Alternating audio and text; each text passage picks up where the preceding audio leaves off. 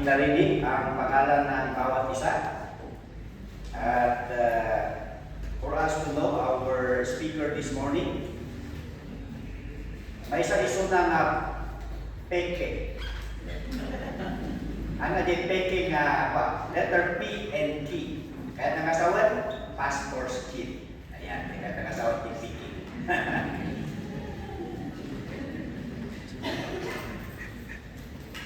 Okay, speaker tayo. Asawa na dahil may isa na kagwada nga nagkatsyon, nga tagaluwakan.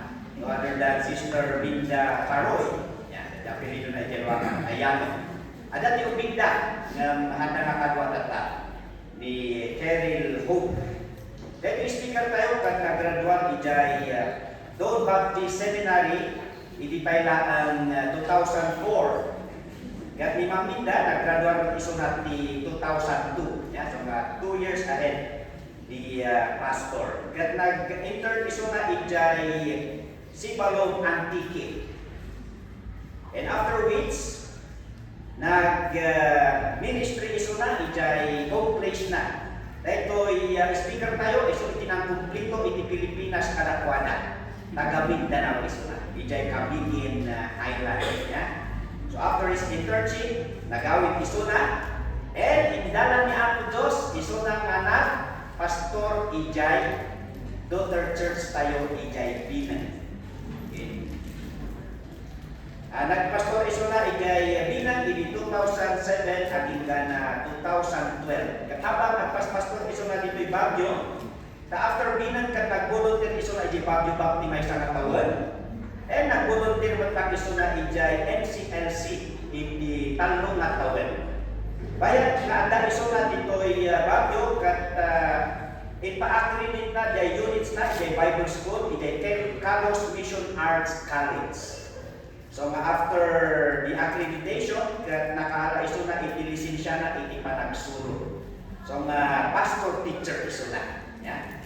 Kaya nagsuro iso na ijay Genex. Jay Luwakan. May isang private school in 3 years. Until such time na inayaban ni Apo Diyos iso na ng pamilya nga ministry ijay Bible School. Yeah?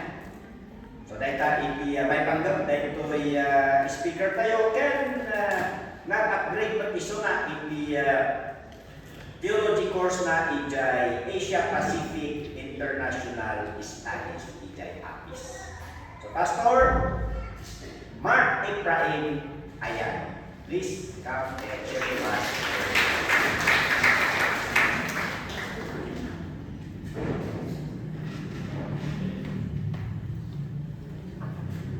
May nagsama ka na kayo amin?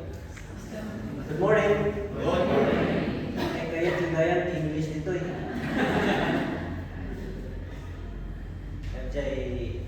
Introduction yet. You know what? Whatever being said this morning, I want to let you know that I'm just partakers of God's grace. All by the grace of God. Sakbay ako before we go down to the preaching of God's word,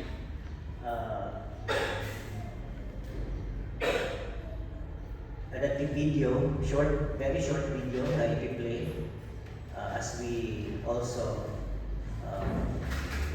promote Baptist Bible Seminary in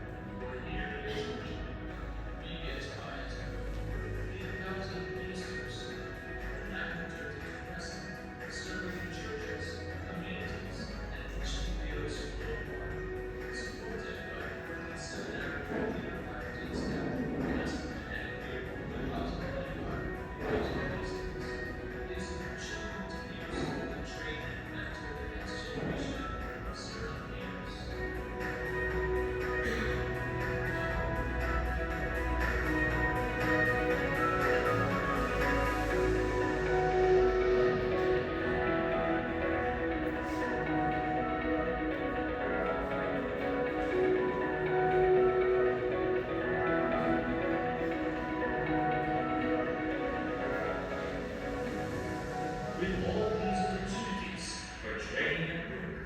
The real question is, will you answer the call and be part of what God is doing through BBSI?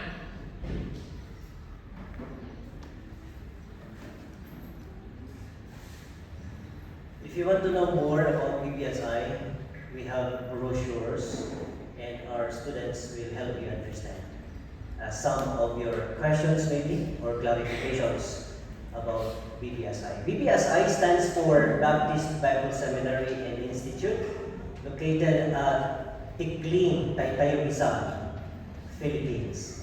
At kami pa lang isa Philippines. Dito yung Philippines kaya. And we are here to tell you that we are so grateful for your unending prayer, for your support to our Bible schools. Not just BBSI, but all Bible schools. As we presented, some of our Bible schools would be visiting these churches. We have sister schools and Bontok,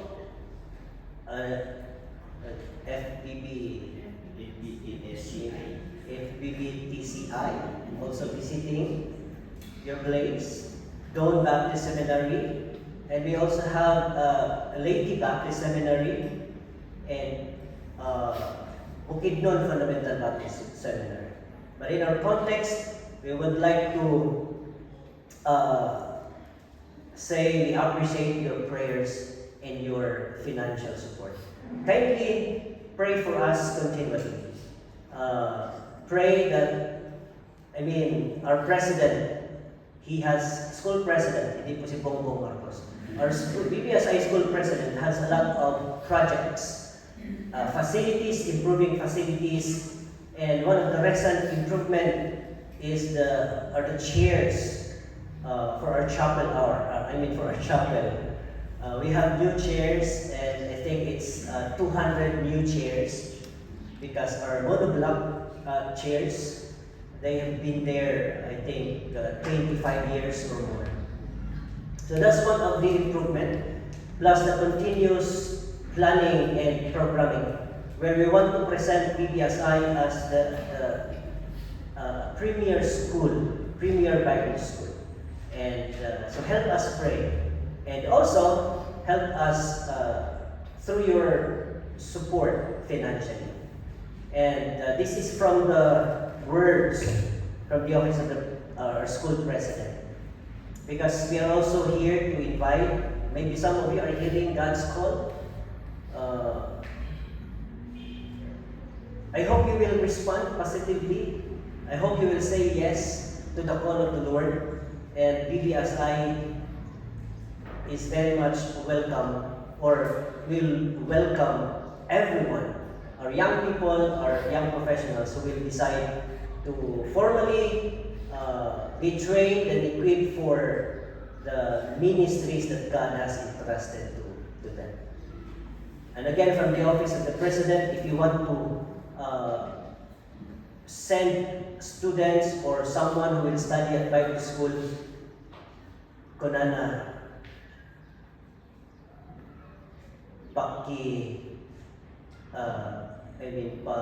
pabaunan nyo rin sila.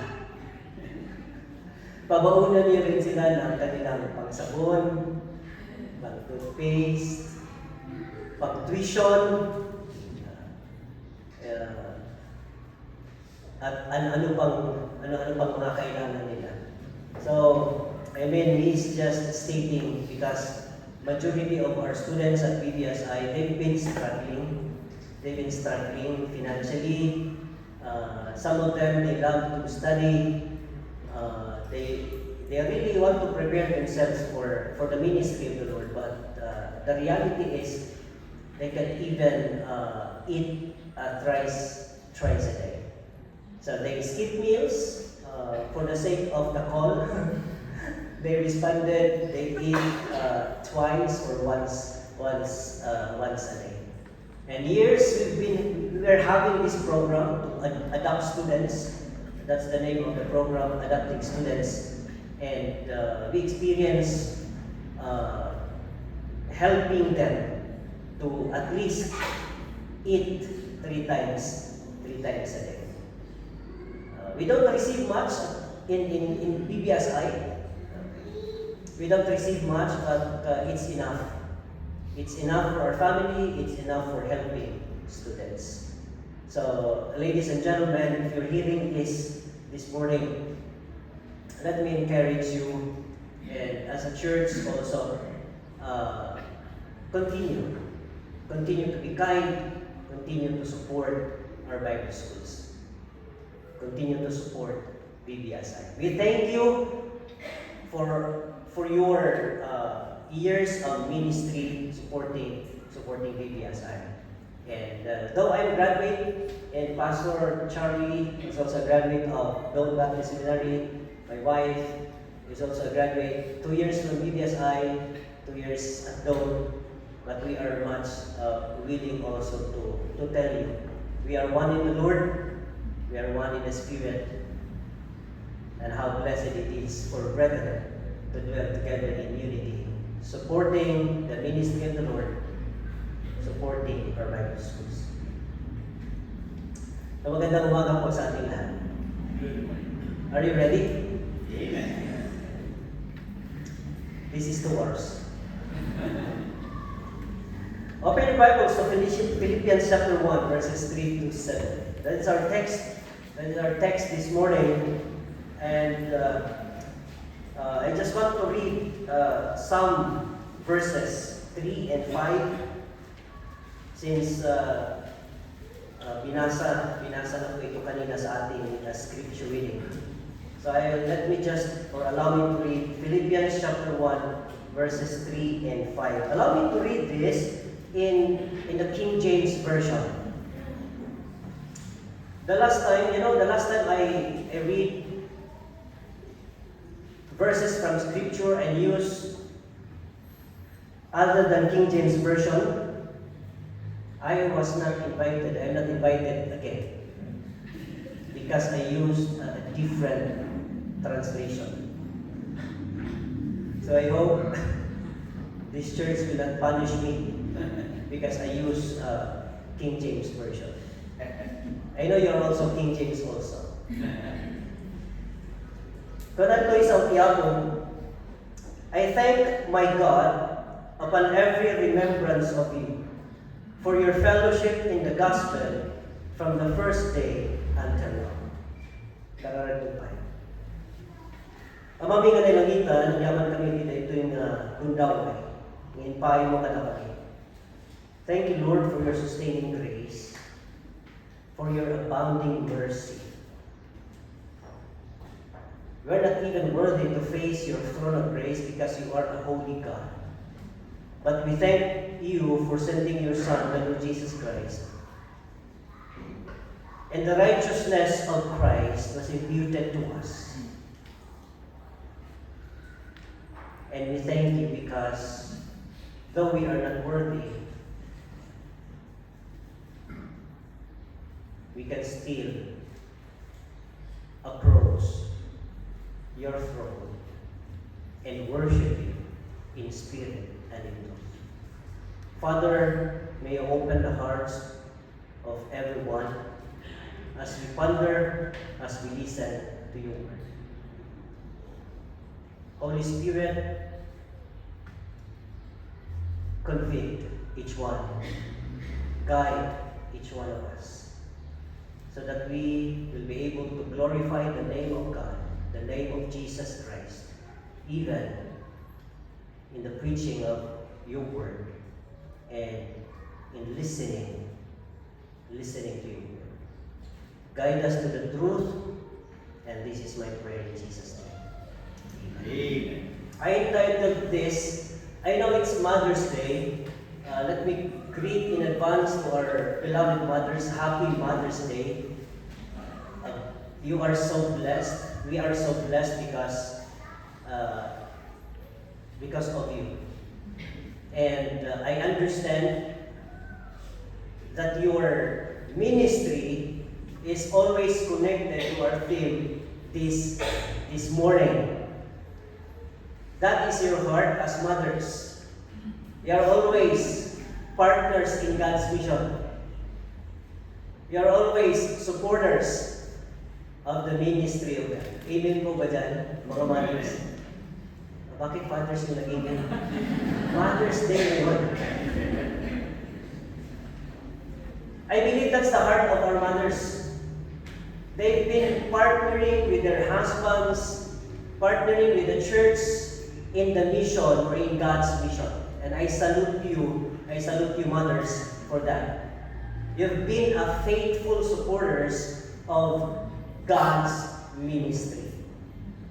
So we will not go away with that. Though we celebrate Mother's Day, but I hope this challenge from the Word of God will direct us, every one of us, not just mothers, but also everybody, to be partners in God's mission, to be faithful supporters of His ministry.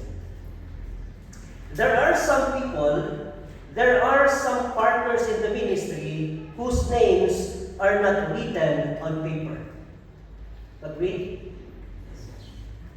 there are much people behind the scene, not in the front.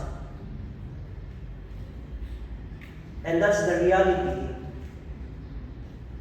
Maybe they are not written on paper, but they're written on the heart.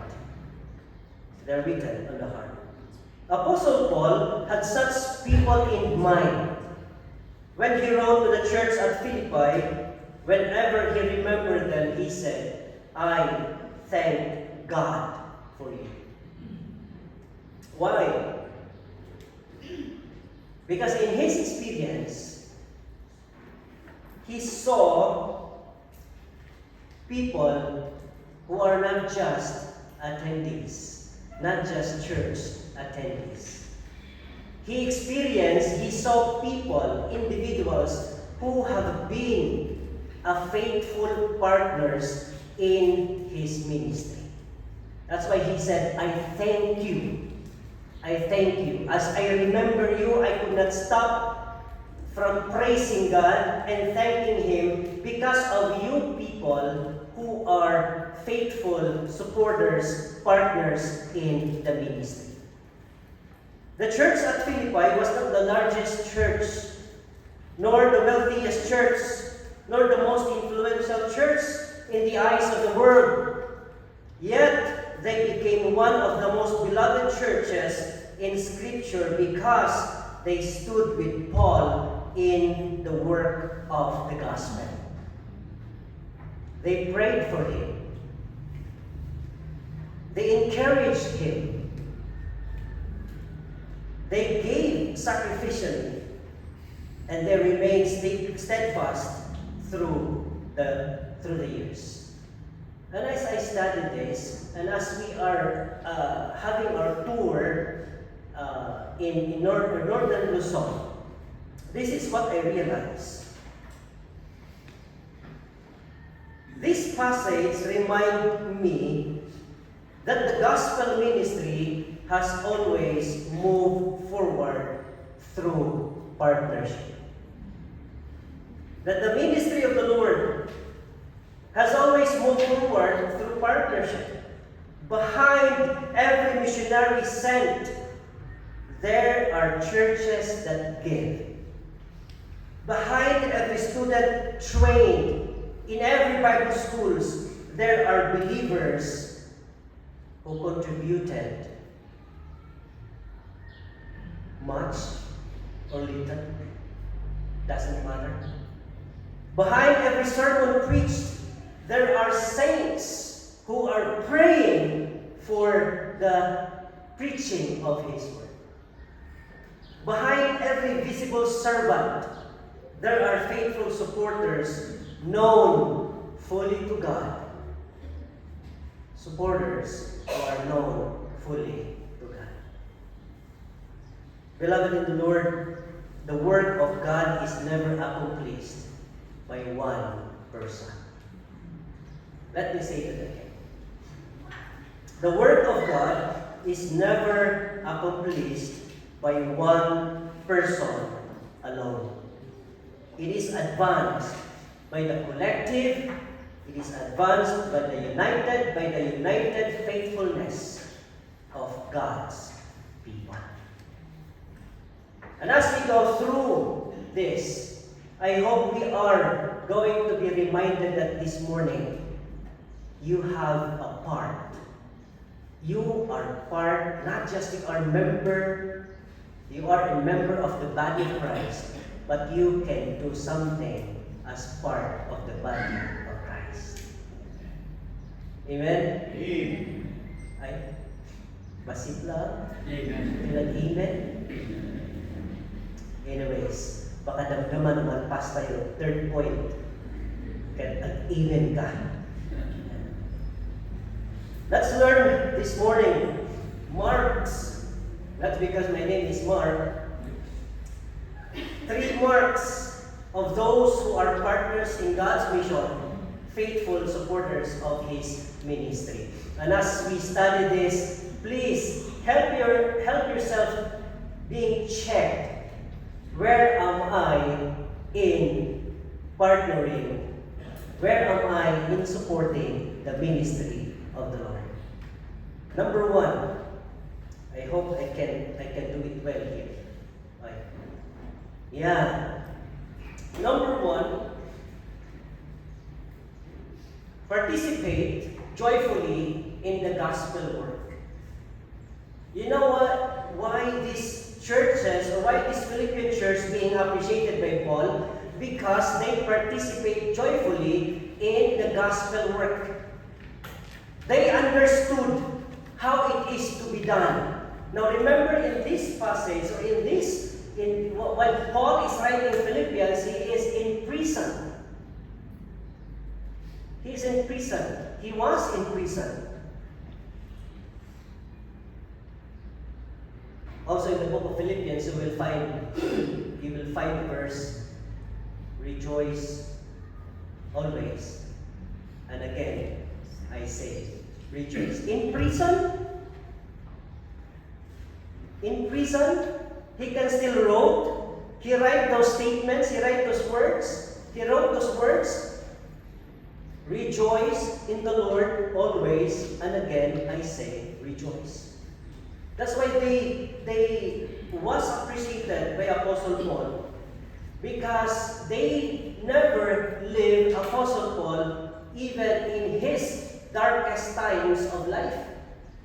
They still support the ministry. Let me read again Philippians 1:3-5. I thank my God upon every remembrance of you, always in every prayer of mine, for you all, making request with joy. The highlighted statement there, for your fellowship in the gospel. For your fellowship in the gospel. Fellowship means partnership. Fellowship means sharing. Fellowship means active participation and common commitment. That is partnership. That is fellowship. And Paul is thanking them because of their fellowship in the gospel. They were partners of Paul in propagating the gospel of Christ. They were partners of Paul in sharing the gospel of Christ. They did not stop sending messages to lost humanity. They never stopped telling people about Jesus Christ. Even though Paul was in prison, these members, these Philippian believers, contributed a lot, participated actively. They had that commitment to keep on sharing the gospel or being part in the gospel of Christ. Kaya natanong ko yung sarili ko about that. We're working in the seminar, we're working in the quote-unquote Baptist Bible Seminary and Institute.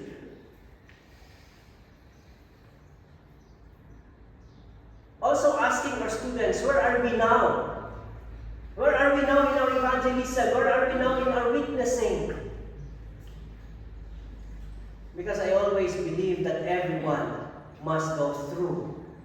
If Jesus Christ is the door, if Jesus Christ is the way, this is what I believe. Everyone should go through that door. Everyone should go through that way. Everyone should know the truth. As Jesus claimed in John 14:6, I am. No, it's not me. It's Jesus. He said, I am the way, the truth, and the life. No man comes to the Father except through me. Are we part of sharing that message to others? They said, seminary, they said, BBSI is already a secular school. Now, let me tell you this. BBSI still stood clearly on the foundation of truth. We still believe in the gospel. We still believe in the gospel of Jesus. We still believe in evangelism. We still believe in witnessing.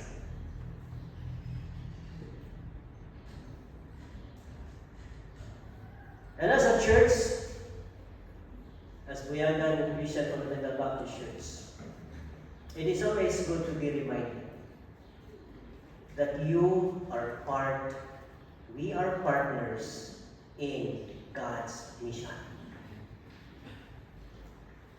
BBSI particularly helping others to be trained and to be equipped, to be globally competent in preaching the gospel. It is our prayer that the graduates of BBSI will be somehow a standard of godly preaching, a standard of Christian living, a man and a woman of God who faithfully serve in the ministry of the Lord because they believe in the Lord Jesus Christ. Mga kapatid sa Panginoon, these Philippian believers partnered Paul through their presence. Hindi po nila iniwan si Apostle Paul. Hindi nila, di ba nasa prison house si Apostle Paul? Pwede naman nilang iwanan siya. Pwede naman na hindi sila makikipag-coordinate or makikipagtrabaho kay Apostle Paul. Pero hindi. This is the kind of life, this is the kind of heart that is very essential in the ministry of the Lord. Those individuals who will not leave their workers, their pastors, in sharing the gospel of Christ. They stood with Paul from the beginning. They identified with the gospel ministry, even when it was costly. Second, they partnered Paul through their prayers. Paul says he remembered them in prayer. That's very clear in our text. But elsewhere, we know they also cared deeply for him. Prayer is not the least support that you can give. It is one of the greatest, if not the greatest, one of the greatest support that you can ever give. Not only that, they partnered Paul through their presence, their prayers, but also their provisions. Sinama ko yan, nakita ko naman dito, hindi dahil nagtutur din kami. Minsan nami-misinterpret actually ang mga schools na sabi ng ibang members, ay, nandito na naman yung mga Bible school, hihingi na naman sila. Aminin ko, partly true. We ask for support. But if you're a believer of Christ, that is not a problem. Supporting the ministry of the Lord. Amen. If you're a believer of Christ, that would not be your concern. That would not be your problem. Because as a child of God, your pockets should be open. Supporting people who are also working in the ministry of the Lord. We have specific tasks. As Bible school, we have specific tasks. You as engineer, lawyer, teachers, you have a specific task to support the ministry of the Lord. That's provision. And Paul experienced that while in prison.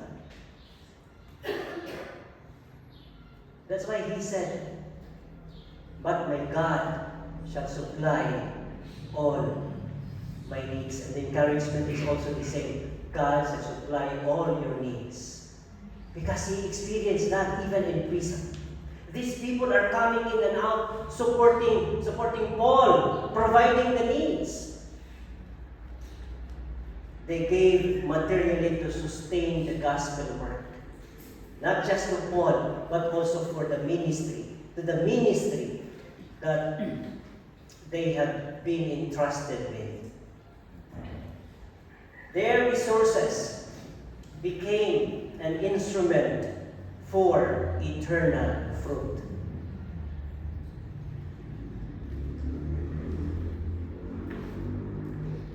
Partnership is not secondary ministry.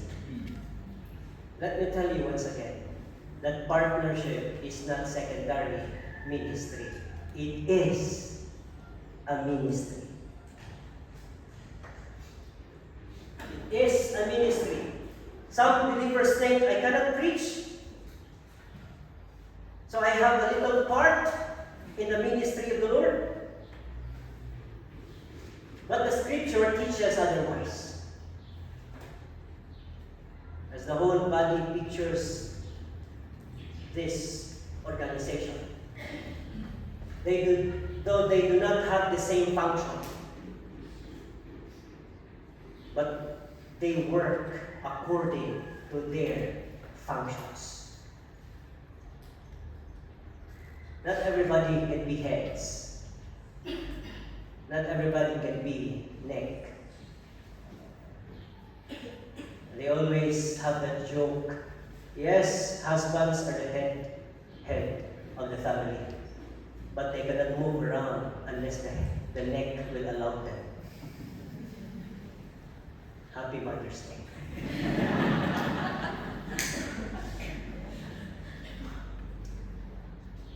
Against partnership is not secondary ministry. Whatever you can give, whatever you can support. Sabihin, kunti lang ito, Pastor. No, little is much when God is in it. Correct? Little is much when God is in it. God don't see figures. Though BBSI does, but God don't see figures. Whatever it can be of help. Pangalawa po, matutunan po natin. I mean, as we continue. So if you can pray for your workers, please do. If you can give to the gospel causes, go on. If you can encourage servants to continue preaching the gospel of Christ, keep on. If you can help welcome ministry opportunities, please do that. If you can help strengthen the church, please do. Keep participating. Keep partnering in the mission of God. Keep supporting the ministry of the Lord. Before I move on to the second, kumusta po ang ating pakikipag-participate sa trabaho ng Panginoon? Huwag niyo po akong pagalitan sa aking tanong. Nagtatanong lang naman ako. Kumusta ang ating pakikipag-participate, cooperate sa trabaho ng Panginoon? Especially in the gospel propagation, in the gospel ministry. We thank the Lord, you're here. Pero baka merong isa, dalawa, still close in the gospel of Jesus Christ. still close to acknowledge Jesus Christ as your Lord and Savior, maybe today is the day of salvation. Open your heart, open your mind, open your life. That will be the best decision that you will ever make. To receive the gift of God. Who is that gift? It is no other than the Lord Jesus Christ. But sabi ng salita ng Panginoon, but the wages of sin is death. But the gift of God is eternal life through Jesus Christ our Lord. Don't just be attendees. Don't just be Sunday worship attendees.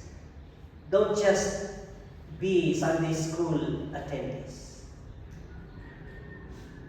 Stand. Go out. Partner.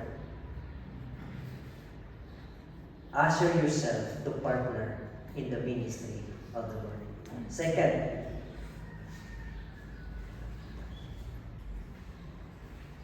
not just they participate joyfully in the gospel work, but they also trust God to continue what He started.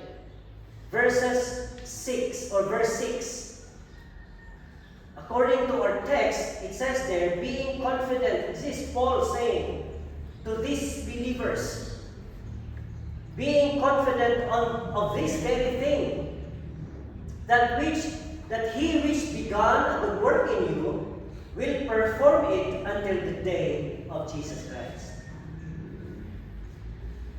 There was always the presence of persecutions.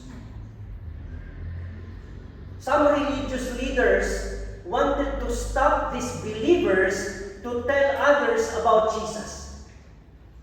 But Paul encouraged them not to stop, but to keep on. Because the God who started it, when He mentioned in the book of Matthew, upon this church I will build my church, He is not thinking of stopping the ministry of which He started.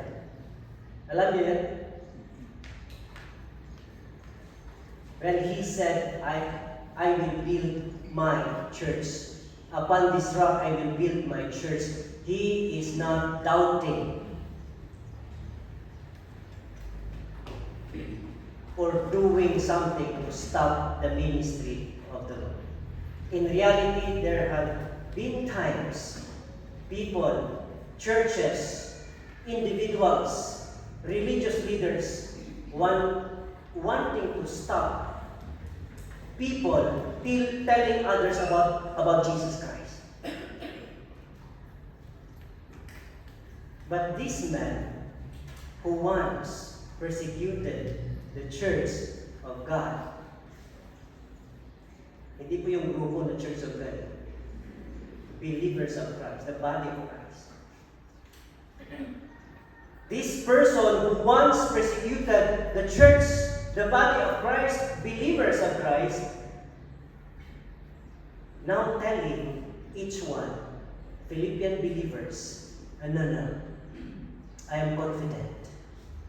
I'm confident of this very thing, that the God who started it will perform it until the day of Jesus Christ. Ang galing, no? That is why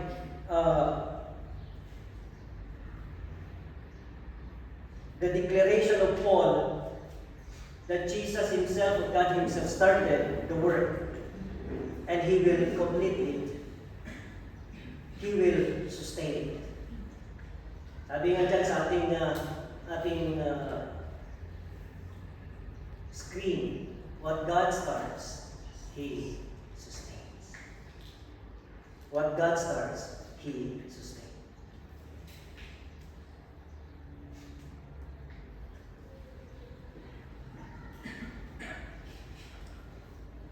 God begins the work. That's the clear and honest declaration. God begins the work.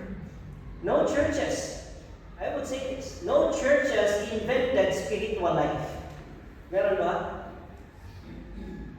Meron ba mga churches, they invented spiritual life? Not even the seminary creates divine calling. It's not the seminary who are calling you to come to BBSI and have your formal training to be equipped, to be challenged to pursue serving the Lord. No. No ministry exists apart from God's initiative. God begins the work. And praise the Lord for that. Praise the Lord for that. Not only that God begins the work, but God grows the work.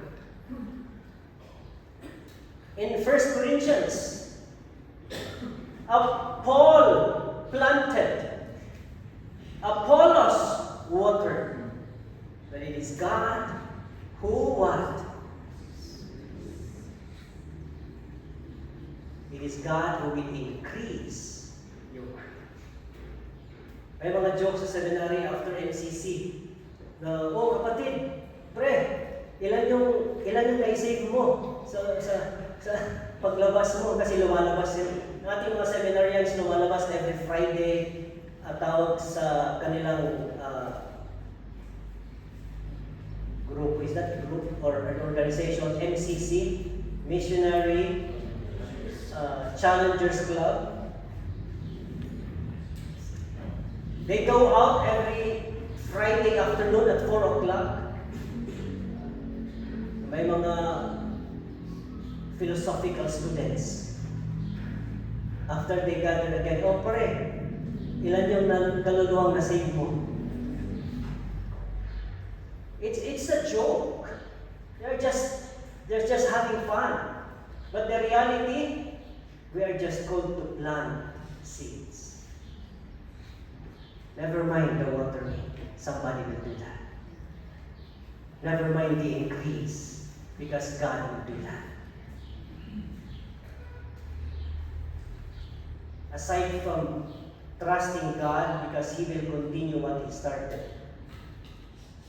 I think we have to realize that we are just entrusted with spreading the seeds, planting the seeds. Hindi po ikaw ang nagliligtas sa tao. Sometimes you are frustrated. Ay, nakailang balik na ako dyan. Nakaninig naman yan sa salita ng Panginoon, pero bakit ang tigas na puso nila? It's not your work. It's not your work. Transformation is never be our work. We are just called to plant seeds. And praise the Lord, because it is God who grow the work. Minsan sabi pa nila, oh, ilan na yung nabaptizean mo dyan sa church mo? Kaya pala nag-backslide, ikaw ang nag-baptize. Hindi ang Espiritu ng Diyos ang nag-baptize sa taong yun. Minsan nag-joke tayo. But the reality, we fail to see that it is God's work to save sinners. It is God's work to be transformed in the image of His Son. We just have to submit to the working of the Holy Spirit. Amen. Not just God begins the work, not just God grows the work, but God finishes the work. The mission is not hanging by human strength. It rests in the divine faithfulness. And if we realize that God is so faithful to us, I hope we also respond correctly with that. That we have to be faithful as well. Because God, who sent Jesus Christ, is faithful in His work.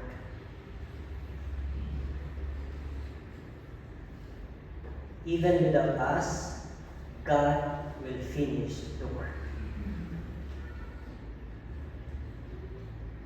kahit nagmamatigasan tayo ng puso, God will still finish the work. Naalala ko yung nabasa ko sa Bible, kasi yung mga katib ko kumakanta, no? Sabi ng mga disciples of Jesus, kasama si Jesus, kasama siya together with the disciples. Ito mga disciples ni Jesus kasi mga siluso eh.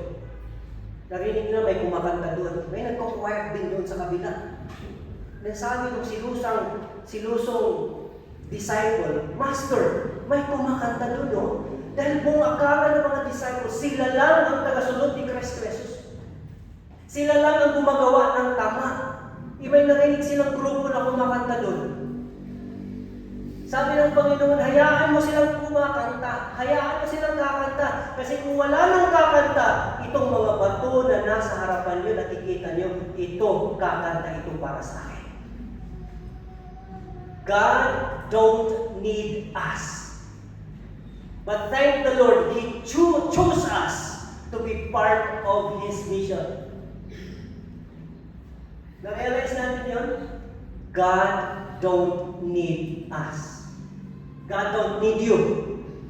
But He chose you to be partners in the ministry of the Lord Jesus Christ. Kaya masaya tayo dapat, no? Ano bang meron tayo? Ano bang meron tayo? Apostle Paul has everything. Kahit hindi naman siya kagwapuhan. Physically, he was not gifted with kunang na yung dark, tall, and handsome. Because he was not a tall person. Ay, hindi ko naman siya nakita personal. Pero baka sabi, nakita mo, yung mga pilosopo din dyan lang.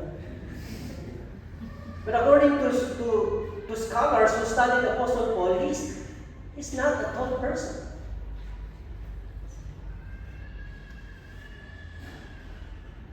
Pangit na daw yung ilong niya eh.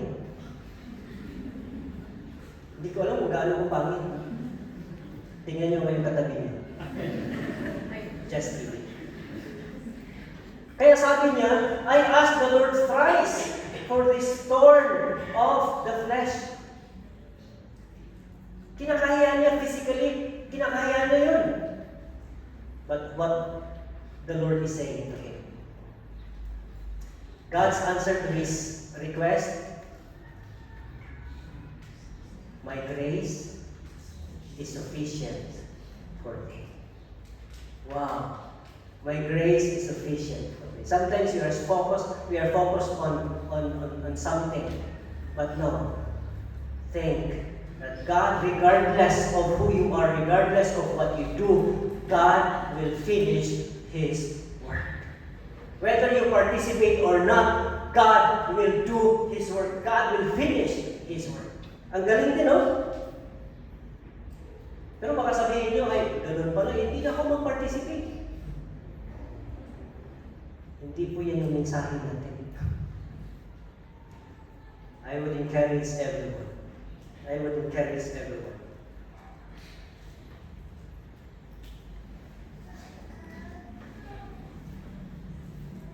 To continue to trust God, because He will finish His work. Our confidence is not in the budget. Our confidence is not in the building. Our confidence is not on personalities, on programs, but it is in the God who completes His work. Pwede ba tayo mag-amen dyan? Amen. Our confidence is not on what we see and what we have. Our confidence is on the God who started the work and will finish the work. Participate, support the ministry of the Lord. That's the least, if not the greatest. For me, it's the least that you can do. But it is already the greatest. Because sabi nga natin, naalala natin yung naka-highlight din doon. partnership is not just one of a little support. Partnership is a support, a ministry. So, patuloy tayo. Number 3.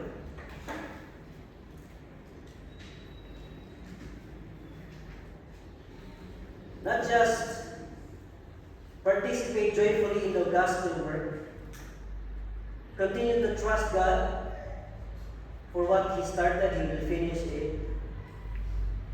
Continue to share, number 3. Continue to share in the grace and fruit of ministry. Share in the grace and fruit of ministry. Verse 7, it says, "Inasmuch as both in my bonds and in the defense and confirmation of the gospel, ye are all partakers of my grace." Ye are all partakers of my grace. Ano ba ang ibig sabihin ni Apostle Paul dyan? Lahat po sila, since lahat sila nagsiserve sa Panginoon, lahat sila nagko-contribute sa trabaho ng Panginoon, sila lahat ay on the same plate, eating joyfully in fellowship, partakers, because they're partakers of the grace of God.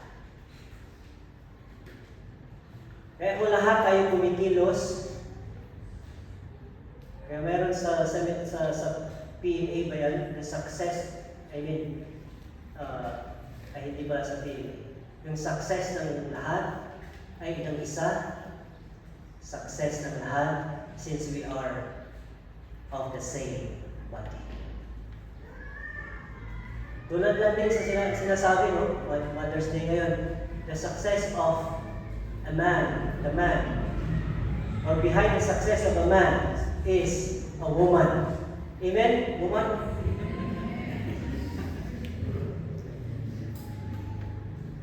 Parang ayaw na mag-husband ng amen eh.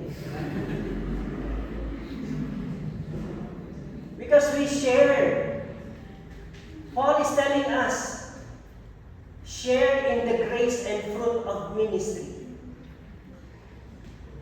Hindi lang po, pag successful yung iba, hindi happy lahat. Hindi blessed lahat. Kaya ano napapansin ninyo? Siguro some of you are not participating, not cooperating in the ministry of the Lord, but the ministry of the Lord still continues. Sabi ng ibang members, hindi na ako magbibigay tithes. Pero alam niyo, tuloy-tuloy pa rin yung ministry ng Panginoon. Bakit? Kasi hindi nakadepende sa'yo. Pag i-bless ng Panginoon ng church, happy naman tayo lahat, di ba? Pag nag-multiply yung church, happy tayo lahat. We want to also be part of the credit. Pag nag-multiply ang Guyagan Fundamental Baptist Church, sabihin mo, member ako ng Guyagan Fundamental Baptist Church. That's normal. Because we should always share in the grace and fruit of the ministry. Sabi nga natin kanina, the ministry of the Lord is not one-man drama. Alala niyo yan? It's not one-man drama. It's the work of everyone. Paul says the Philippians were partakers with him. They shared in the grace given for ministry. Though they were not in prison with him, they stood with him. Though they were not always physically present, but they were spiritually invested. This reveals a profound truth. Those who support gospel ministry share in its blessing and fruit. They share, kaya sabi dyan, those who support gospel ministry share in its blessing and fruits. Magalit na kayo sa akin. Pero sasabihin ko, narinig ko rin din ito eh. Pag nag-invite si pastor ng evangelism, labas ng evangelism, huwag kang mag-rejoice kung hindi ka kasama. Dapat sumama ka. Pag sinabi ni pastor, okay, let's go to a place or present in the program. Huwag kang mag-enjoy, huwag kang mag-rejoice if you are not a part of that activity. Medyo masakit, no? Grabe naman si pastor. Grabe naman si pastor. Akala ko kakampi siya sa mga Ibanoy. Kasi Ibanoy dyan bakat na. I think this is not an absolute truth. But enough for us to be reminded. Don't just rejoice if you do not participate in the gospel ministry or any activities of the church. Be with them. Share the difficulties in the ministry. Not just sharing the blessings and fruit of the ministry. Kung naghihirap yung ibang part ng katawan ng Diyos, so dapat pang maghirap din ako. I have different functions. Yung iba nagsishare, ako nagpe-pray. Yung iba nagsishare, lumalabas, ako nagbibigay. I do not know how you connect to the rejoicing, to the sharing in the ministry, the grace and ministry of the Lord, if you are disconnected with them. Kaya sabi ng Panginoong Diyos, yung mga sanga na hindi na namunga, not bearing fruit, anong gagawin? Ano sinabi ni Jesus Christ in John chapter 14, 15? Putulin na yun. Walang kwenta na yan. Putulin. At gawing panggatong. At least may silbi kasi naging panggatong eh. Nakapagluto pa. Pero imagine mo yun sa isang Kristiyano katulad mo, katulad ko, hindi nakikipag-participate sa trabaho ng Panginoon. Ay, huwag na natin hintayin na sabihin ng Panginoon Diyos, wala ka namang kwenta. Hindi ka naman nakikihalubilo, hindi ka naman nakikiparticipate. Okay na, kukunin na kita. They shared His burden. They shared His burden. They shared His battle. Not just they shared His blessing. When Paul suffered, they cared much about him. They stood with the defense and confirmation of the gospel. Hindi nila binayaan si Apostle Paul. The fruit of the ministry was also counted unto them, because they shared His blessing. Scripture teaches that those who send are partakers with those who go. Those who send are partakers with those who go. Naalala ninyong na-share ko yung words ng ating school president ng BBSI. Pag may padala kayong estudyante, pabakunan niyo rin ng pambili nila ng mga sabon, toothpaste, toothbrush. Kasi merong experience, no? Nag-toothbrush siya. And then, na-try na yung toothbrush. Pero pagbalik niya, basa ulit. Yung toothbrush niya. Nag-moist. May mga experience yung ating mga estudyante na bumili ng sabon bago. Kuwan pa naman yun. Yung pampaputing sabon. Papaya. Pagbalik niya, kunti na lang. Once lang naman yung ginamit. Meron din mga estudyante naglalaro ng basketball, wala kasi isang sapatos. Nagulat na lang yung may-ari ng sapatos. Yung sapatos yun, tumatakbo na sa court. Amen. Those who send are partakers with those who go. Kaya kung magpapadala po kayo ng estudyante, huwag nyo lang ipadala. Tulungan nyo rin na makaraos sa kanyang student life sa isang Bible school. Amen po ba tayo doon? Amen. Huwag lang tayo maging masaya na, uy, naka-intern na, uy, naka-graduate na. Maging masaya tayo dahil sa kanyang kahirapan sa Bible school kasama ka. Siya naghihirap, nakatulong ka. Para mas maganda yun. Kaysa magkukunwaring, sabihin mo, praise the Lord, naka-graduate ka na pala. Baka sabihin ng estudyante, kahit piso wala kang lang naset sa Gcash ko.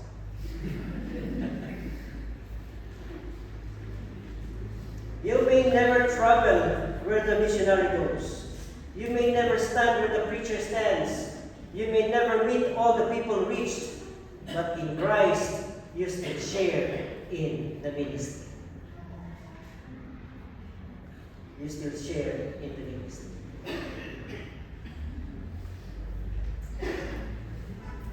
Smile na yung lahat. Smile na siya. Pero gusto kong basahin po natin ito. Klaro naman siguro. Kayo makabasa lang, basahin natin. Basahin natin lahat. Everybody? God treasures faithful partnership, so participate faithfully in the gospel work. Trust Him to continue what He started, and share the grace and fruit of the ministry. Keep praying, keep believing, and keep standing with the work of God. Amen? Amen. May God bless you and may you be fruitful in the ministry of the Lord because you do your part, you do your function in the body of Christ. Father, we thank you for your word this morning. Praying that we are not just motivated to partner, to be a fruitful supporter, but also to even help in any ways that the gospel ministry will always continue. Bless the church for accommodating Baptist Bible Seminary and Institute. May your name be glorified and magnified through their partnership in the mission of the Lord. In Jesus' name.